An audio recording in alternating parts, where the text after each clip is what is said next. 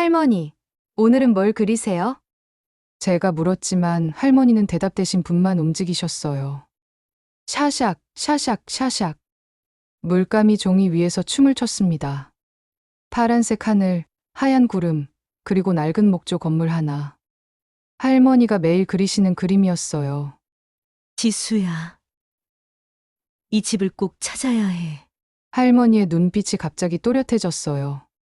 치매로 제 이름도 잊으시는 할머니가 그 순간만큼은 완전히 다른 사람 같았습니다. 저는 뭔가 느껴졌어요. 할머니가 3년 동안 매일 똑같은 그림을 100장도 넘게 그리신 이유가 분명히 있을 거라고요. 그리고 할머니가 돌아가신 후 제가 발견한 그 집의 정체는 모두의 예상을 뒤엎는 충격적인 진실이었습니다. 대체 할머니는 왜 그 집을 그렸던 걸까요? 안녕하세요. 저는 한지수입니다. 고등학교에서 국어를 가르치고 있어요. 오늘 들려드릴 이야기는 제 할머니에 관한 이야기예요. 이 모든 일은 3년 전 할머니가 치매 진단을 받으면서 시작됐습니다. 엄마, 검사 결과가 어떻게 나왔어요? 저는 병원 복도에서 엄마에게 전화를 걸었어요. 엄마 목소리가 떨리고 있었습니다. 알츠하이머야. 의사 선생님이 중기라고 하시더라. 중기요? 그럼 이미 많이 진행된 거네요. 제 가슴이 철렁했어요. 교사라서 알츠하이머에 대해 어느 정도 알고 있었거든요. 기억을 잃고 가족을 알아보지 못하고 결국엔 응. 빨리 진행될 수도 있대. 6개월에서 1년 사이에 많이 안 좋아질 거라고. 그날 이후 할머니는 정말 빠르게 변하셨어요. 처음엔 깜빡깜빡 하시는 정도였는데 점점 심해졌습니다. 아침에 밥 먹고도 안 먹었다고 하시고, 화장실 가는 길을 잊으시고, 가끔은 저를 보고 엄마 이름을 부르시곤 했어요. 선이야, 학교 잘 다녀와. 할머니, 저 지수예요. 할머니 손녀. 그래, 지수. 우리 지수 참 예쁘네. 할머니의 미소는 여전히 따뜻했지만 그 눈빛은 점점 멀어져 가고 있었어요. 마치 안개 속으로 사라지는 것 같았습니다. 지수야, 할머니 요즘 너무 심해지는 것 같아. 제 언니 지혜가 걱정스럽게 말했어요. 간호사인 언니는 직업상 더 심각하게 받아들이고 있었습니다. 응, 어제는 나를 보고 누구냐고 물으시더라. 저희 자매는 한숨을 쉬었어요. 저희를 그렇게 사랑하시던 할머니가 이제는 저희를 알아보지 못하신다는 게 너무 슬펐습니다. 그런데 신기한 일이 일어났어요. 할머니가 갑자기 그림을 그리기 시작하신 거예요. 어머, 어머니 언제부터 그림을 그리세요? 어느 날 엄마가 할머니 방에 들어갔다가 깜짝 놀랐어요. 할머니가 책상 앞에 앉아서 수채화를 그리고 계셨거든요. 예전에 배웠지. 기억나더라고. 할머니의 대답이었어요. 그런데 이상했어요. 다른 건 다 잊으시면서 그림 그리는 건 기억하신다니요. 그림 솜씨가 정말 좋으시네요. 제가 그림을 들여다봤어요. 파란 하늘 아래 서 있는 오래된 목조 건물이었습니다. 2층짜리 건물에 낡은 간판이 걸려 있고 앞에는 작은 마당이 있었어요. 이게 뭐예요, 할머니? 할머니는 대답하지 않으셨어요. 그저 그림을 물끄러미 바라보실 뿐이었습니다. 다음 날도 할머니는 같은 그림을 그리셨어요. 똑같은 각도, 똑같은 건물, 똑같은 구도였습니다. 그 다음 날도요. 3개월이 지나자 그림이 30장이 넘었어요. 할머니, 왜 매일 이 그림만 그리세요? 제가 조심스럽게 물었어요. 하지만 할머니는 고개를 갸우뚱하실 뿐이었습니다. 내가 이 그림을 그렸어? 네, 매일 그리세요. 그래? 왜 그랬을까? 할머니 본인도 모르셨어요. 하지만 다음 날이면 또 같은 그림을 그리기 시작했습니다. 마치 무의식이 시키는 것처럼요. 의사 선생님, 이게 정상인가요? 엄마가 담당 의사에게 물어봤어요. 치매 환자들이 가끔 반복 행동을 보이긴 합니다. 특히 과거의 강렬한 기억과 연결된 행동으로. 그림 속 장소가 할머니께 특별한 곳일 수 있어요. 특별한 곳이요? 네. 뇌에서 사라지지 않는 기억이 있거든요. 보통 감정과 강하게 연결된 기억들이죠. 의사의 말이 제 머릿속에 계속 맴돌았어요. 할머니에게 저 건물이 뭘 의미하는 걸까요? 그로부터 3년이 흘렀습니다. 할머니의 상태는 점점 악화됐어요. 이제는 말씀도 거의 하지 못하시고 누워 계시는 시간이 많아졌습니다. 하지만 할머니는 여전히 그림을 그리셨어요. 손이 떨려서 선이 삐뚤빠뚤해졌지만 그 건물만큼은 놓치지 않으셨습니다. 지수야, 할머니 상태가 안 좋으시대. 어느 날 새벽 엄마에게서 전화가 왔어요. 저는 부랴부랴 병원으로 달려갔습니다. 할머니! 할머니는 산소 호흡기를 끼고 계셨어요. 숨소리가 가빠지고 계셨습니다. 지수야, 할머니가 희미하게 저를 부르셨어요. 3년 만에 처음으로 제 이름을 정확히 부르신 거였어요. 네, 할머니. 저 여기 있어요. 저는 할머니 손을 꼭 잡았어요. 할머니의 손은 차갑고 작았습니다. 그 집을 꼭 찾아야. 할머니의 마지막 말씀이었어요. 그리고 할머니는 조용히 눈을 감으셨습니다. 할머니! 하지만 할머니는 대답하지 않으셨어요. 향년 82세. 할머니는 그렇게 세상을 떠나셨습니다. 장례를 치르는 3일 동안 저는 계속 할머니 말씀이 떠올랐어요. 그 집을 꼭 찾아야 한다고 하셨던 그 말씀이요. 언니, 우리 할머니 그림들 좀 찾아볼까? 응, 나도 궁금했어. 장례를 마치고 언니와 함께 할머니 방을 정리하기 시작했어요. 옷장, 서랍, 책상 하나하나 정리하면서 할머니의 흔적을 따라갔습니다. 언니, 이것 봐! 제가 책상 서랍을 열자 그림들이 가득 들어 있었어요. 정확히 세어보니 127장이었습니다. 3년 동안 거의 매일 그린 거였어요. 다 똑같은 그림이네. 언니가 그림들을 펼쳐놓으며 말했어요.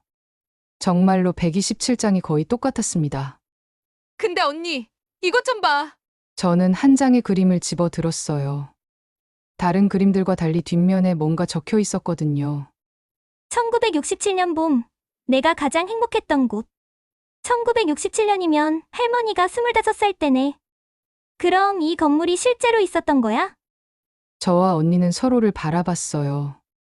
갑자기 이 그림이 단순한 상상이 아닐 수도 있다는 생각이 들었습니다. 다른 그림들도 확인해 보자. 저희는 127장의 그림을 모두 뒤집어 봤어요. 대부분은 아무것도 안 적혀 있었지만 몇 장에는 짧은 메모가 있었어요. 미안해. 용서해줘.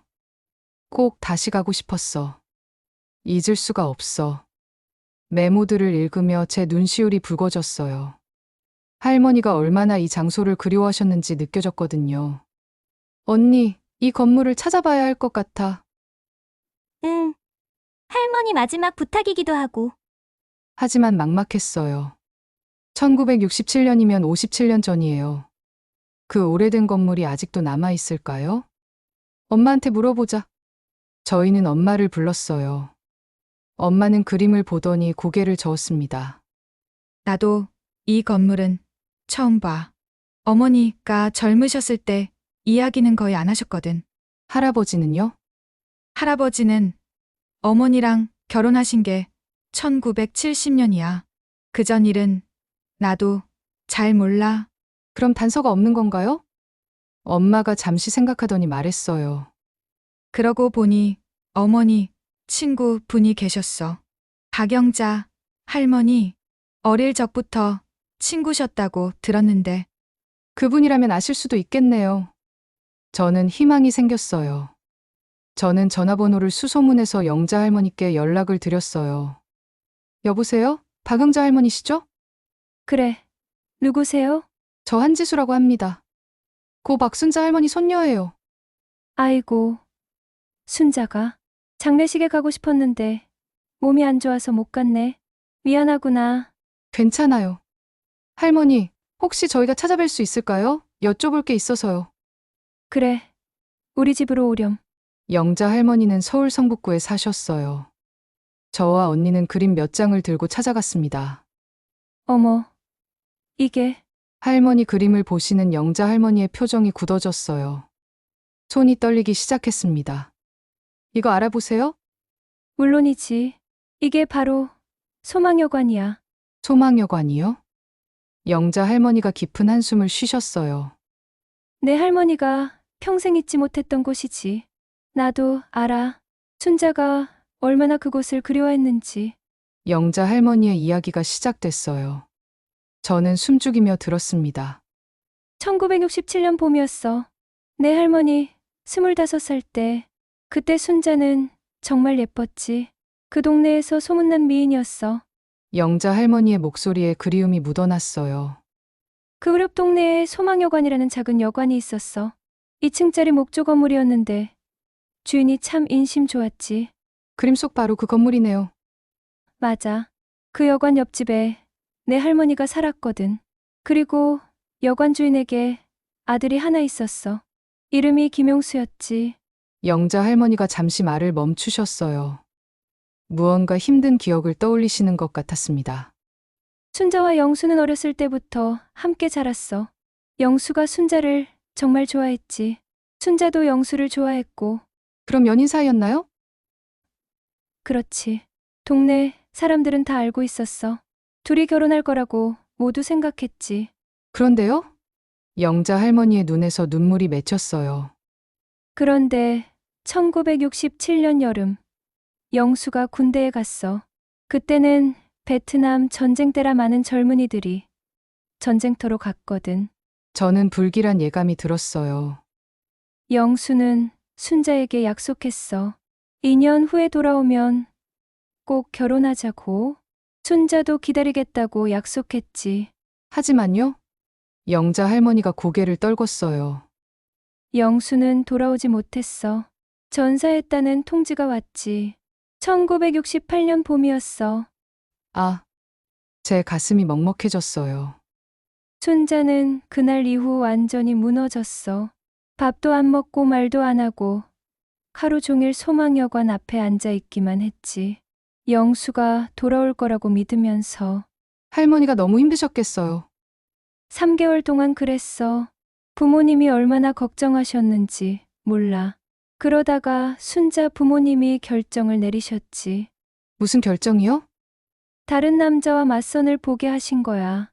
내 할아버지지. 착한 분이었어. 순자를 정성으로 대해 주셨고. 그래서 할머니가 결혼하신 거군요. 맞아. 1970년에 결혼했지. 그리고 이사를 갔어. 그 동네를 완전히 떠난 거야. 할머니, 그 소망여관은 지금도 있나요? 영자 할머니가 고개를 저었어요. 아니, 오래전에 헐렸어. 1980년대에 재개발되면서 다 사라졌지. 이제는 아파트가 들어섰을 거야. 그럼 찾을 수가 없는 건가요? 영자 할머니가 잠시 생각하시더니 말씀하셨어요. 정확한 주소는 기억나. 서울 종로구 창신동 988번지였어. 다음날 저와 언니는 창신동으로 향했어요. 언니, 정말 아파트만 있을까? 아마 그럴 거야. 57년이나 지났는데. 하지만 저는 포기할 수 없었어요. 할머니의 마지막 부탁이었으니까요. 창신동에 도착했어요. 영자 할머니 말씀대로 새로 지은 아파트들이 즐비했습니다. 여기가 988번지 근처야. 저희는 주변을 둘러봤어요. 하지만 오래된 건물은 하나도 보이지 않았어요. 실례합니다. 혹시 이 근처에 오래된 여관이 있었는지 아세요? 제가 지나가시는 할머니께 물어봤어요. 여관? 글쎄, 나도 여기 산지 10년밖에 안 됐는데. 다른 분들께도 물어봤지만 아무도 모르셨어요. 저는 점점 낙담했습니다. 언니, 어떡하지? 계속 찾아보자. 오래 사신 분이 있을 거야. 그렇게 2시간을 돌아다녔어요. 그러다가 작은 구멍가게를 발견했습니다. 할머니, 실례합니다. 가게 주인 할머니는 80대로 보였어요. 혹시 이 근처에 소망여관이라고 있었나요? 소망여관. 그 할머니의 눈이 커졌어요. 어머, 그걸 어떻게 알아? 저희 할머니가 그 근처에 사셨대요. 혹시 기억하세요? 물론이지. 나도 거기서 자랐어. 소망여관 바로 알지. 정말요? 저는 너무 반가워서 소리를 질렀어요. 그 할머니가 가게 안으로 들어가시더니 오래된 사진첩을 가져오셨어요. 여기 봐. 이게 소망여관이야. 사진 속에는 그림과 똑같은 건물이 있었어요. 2층짜리 목조 건물에 소망여관이라는 간판이 선명했습니다. 우와, 진짜 있었네. 저는 눈물이 날 것 같았어요. 할머니의 그림이 거짓이 아니었어요. 그럼 주인 김씨 아저씨가 참 좋은 분이셨지. 아들도 하나 있었는데 전쟁에서 돌아가셨다고 들었어. 영수 씨 말씀하시는 거죠? 그게 영수. 참 착한 청년이었는데 순자라는 예쁜 여자애랑 사귀었었지. 제 할머니예요. 내 할머니가 순자야? 아이고, 그 집 손녀구나. 그 할머니가 제 손을 꼭 잡으셨어요. 순자가 영수 떠나보내고 얼마나 울었는지 몰라. 마을 사람들이 다 안타까워했어. 할머니, 그 여관터가 정확히 어디예요? 이 가게에서 50m 정도 올라가면 나와. 지금은 아파트가 들어섰지만 저와 언니는 그 할머니가 알려주신 곳으로 갔어요. 높은 아파트가 서 있었습니다. 여기가 소망여관이 있던 자리구나. 저는 잠시 그 자리에 서 있었어요. 57년 전 할머니와 영수 씨가 사랑을 속삭이던 곳. 할머니가 3년 동안 그림으로 그리던 바로 그곳이었습니다. 언니, 뭔가 해야 할 것 같지 않아? 응. 나도 그 생각했어. 집으로 돌아온 저는 인터넷을 검색하기 시작했어요. 베트남전 전사자 명단을 찾아봤습니다. 있다. 김영수 1943년생, 1968년 3월 12일 전사. 정말 전사하셨구나. 저는 국가보훈처 사이트에서 더 많은 정보를 찾았어요. 영수 씨는 국립묘지에 안장되어 있었습니다. 언니, 영수 씨 묘를 찾았어. 정말? 어디에? 국립현충원이야. 다음 주말 저와 언니 그리고 엄마는 함께 현충원을 찾았어요. 할머니의 그림 한 장과 꽃다발을 들고요. 위쪽이에요. 안내를 받아 영수 씨의 묘를 찾았어요. 작은 비석에 이름이 새겨져 있었습니다. 육군 일병 김영수 1943에 1968. 여기 계시네.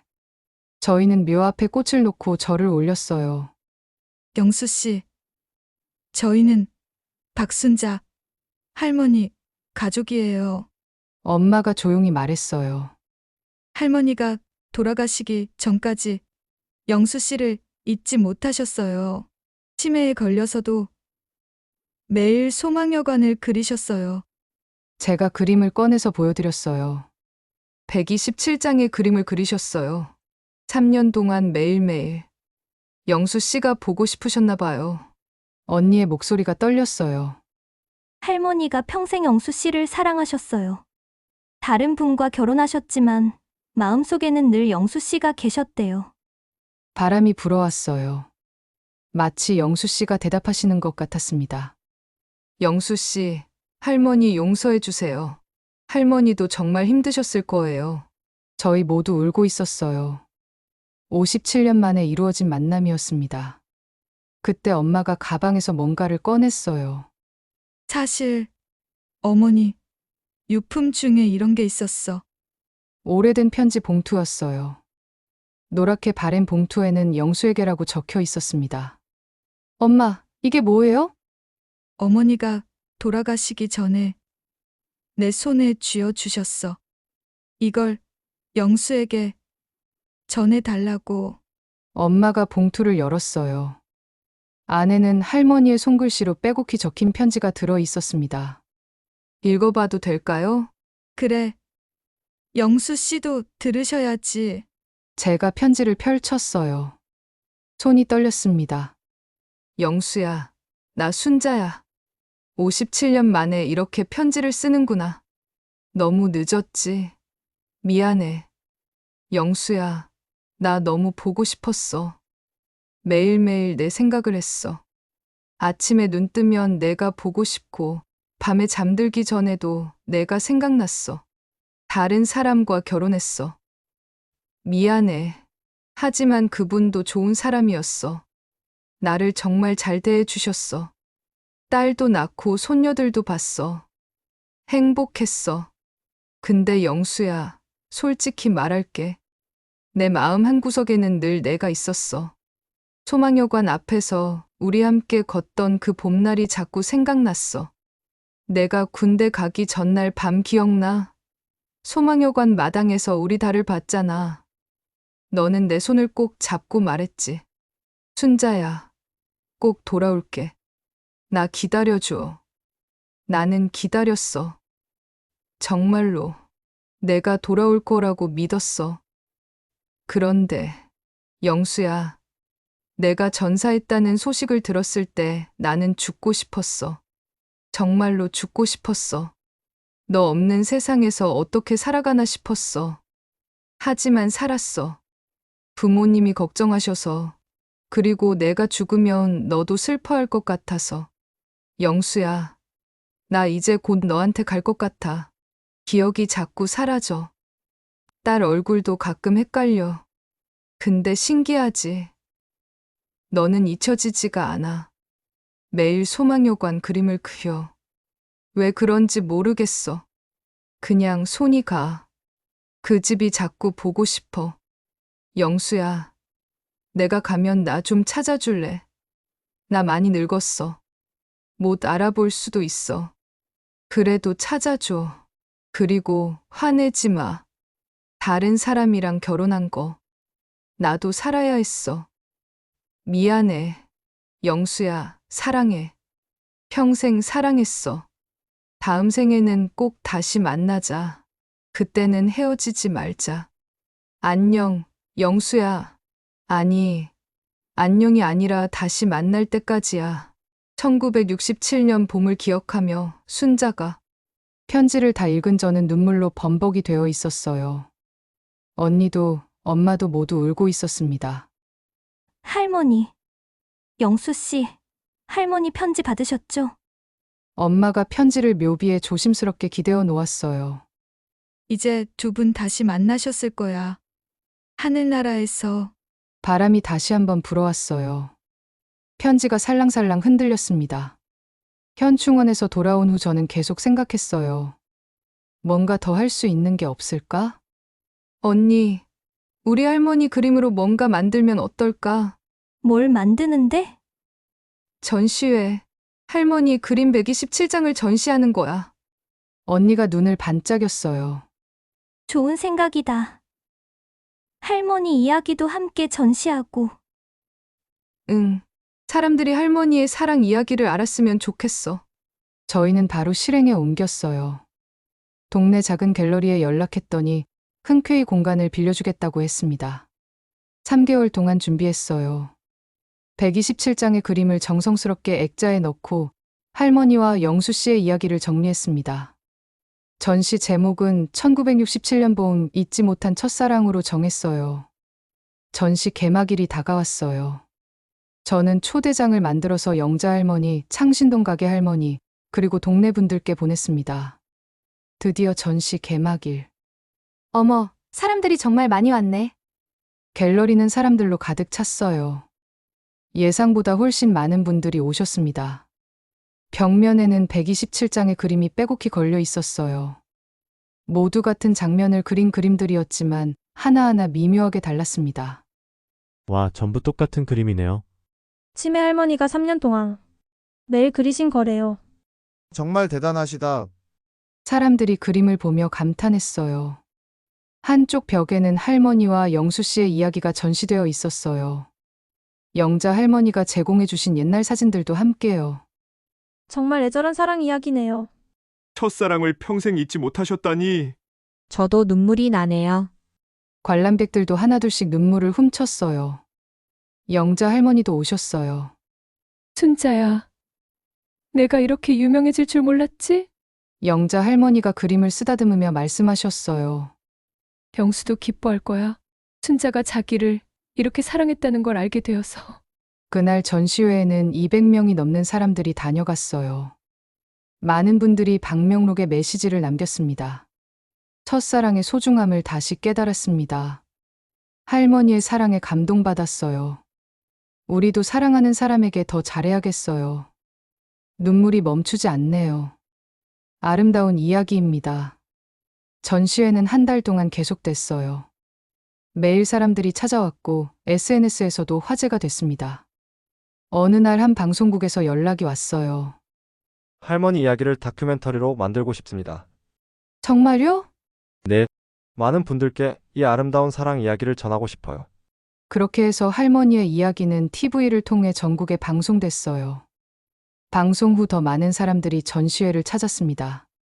전시회가 끝나고 1년이 흘렀습니다. 언니, 오늘 할머니 기일이야. 응. 준비했어. 저와 언니는 할머니 산소로 향했어요. 손에는 할머니가 그린 그림 한 장을 들고요. 할머니, 저희 왔어요. 산소는 깨끗하게 정돈되어 있었어요. 엄마가 미리 와서 정리해 두셨던 거예요. 할머니, 영수 씨 만나셨죠? 제가 조용히 물었어요. 이제 행복하시죠?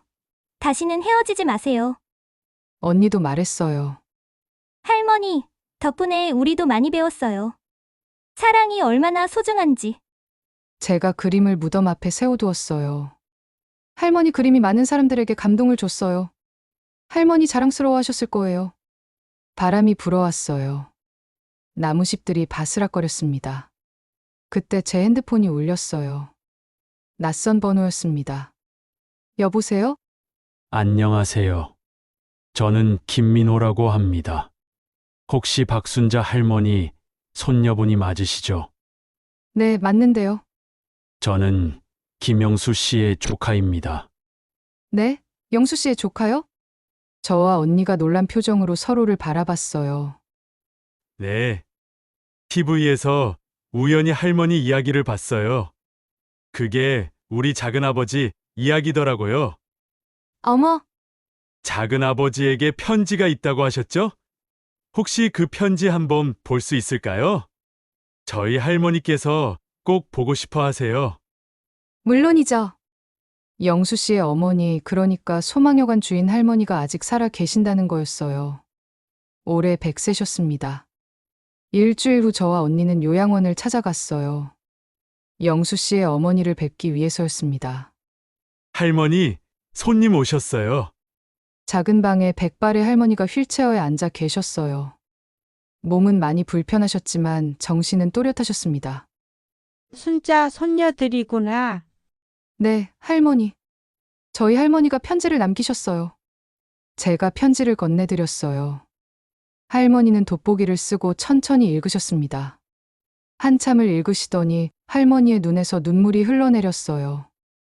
순자가 우리 영수를 그렇게 사랑했구나. 네. 평생 잊지 못하셨대요. 고마워. 정말 고마워. 우리 영수가 헛되이 사랑한 게 아니었구나. 할머니가 제 손을 꼭 잡으셨어요. 영수가 전쟁 가기 전에 나한테 말했어. 엄마, 나 순자랑 결혼할 거야. 돌아오면 꼭 결혼할 거야 라고. 할머니의 목소리가 떨렸어요. 그런데 우리 영수가 돌아오지 못했잖아. 나는 평생 순자한테 미안했어.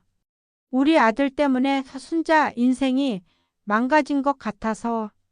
아니에요, 할머니. 저희 할머니는 행복하셨어요. 영수 씨를 사랑한 기억이 있어서 더 행복하셨을 거예요. 그래. 그랬으면 좋겠구나. 영수 씨 어머니는 저에게 작은 상자를 건네주셨어요. 이거 순자 무덤에 놓아줄래? 우리 영수가 순자한테 주려고 했던 거야. 상자를 열어보니 작은 반지가 들어 있었어요. 소박하지만 정성스럽게 만든 은반지였습니다. 영수가 군대 가기 전에 이래서 산 거야. 돌아오면 순자한테 주려고. 저와 언니는 말없이 고개를 끄덕였어요. 눈물이 멈추지 않았습니다. 그날 오후 저희는 다시 할머니 산소로 갔어요. 반지를 묻어드리기 위해서였습니다. 할머니, 영수 씨가 주려던 반지예요. 이제 받으세요. 반지를 무덤 앞에 조심스럽게 놓았어요. 할머니, 영수 씨가 할머니 손가락에 직접 끼워드릴 거예요. 하늘나라에서요. 바람이 불어왔어요. 따뜻한 봄바람이었습니다. 1967년 봄, 할머니와 영수 씨가 사랑을 약속하던 그때처럼요. 저는 그날 이후 깨달았어요. 할머니가 왜 그렇게 소망여관을 그리셨는지. 치매로 모든 걸 잊어도 첫사랑만은 잊을 수 없었던 이유를요. 사랑은 기억보다 강한 거예요. 뇌가 잊어도 마음은 기억하는 거죠. 127장의 그림은 단순한 그림이 아니었어요. 할머니가 평생 간직한 사랑의 증거였습니다. 그리고 그 사랑은 이제 저를 통해 세상에 전해졌어요. 많은 사람들이 할머니의 이야기를 듣고 사랑하는 사람을 더 소중히 여기게 됐습니다. 저도 할머니 덕분에 배웠어요. 진짜 사랑은 시간이 지나도 변하지 않는다는 거요. 아무리 오래 시간이 흘러도, 아무리 많은 걸 잊어버려도 사랑만큼은 남는다는 거요. 오늘도 어딘가에서 누군가는 할머니의 그림을 보며 생각할 거예요. 내가 사랑하는 사람에게 조금 더 잘해야겠다고. 후회 없이 사랑해야겠다고요. 할머니, 고마워요. 아름다운 사랑 이야기를 남겨주셔서. 그 사랑 덕분에 저도 많이 배웠어요. 여러분은 어떠세요? 지금 사랑하는 사람이 있나요? 있다면 오늘, 지금 바로 사랑한다고 말해보세요. 나중에 후회하지 않도록요. 오늘의 이야기가 여러분의 마음에 작은 울림이 되었으면 좋겠습니다. 오늘도 건강하고 행복한 하루 보내세요.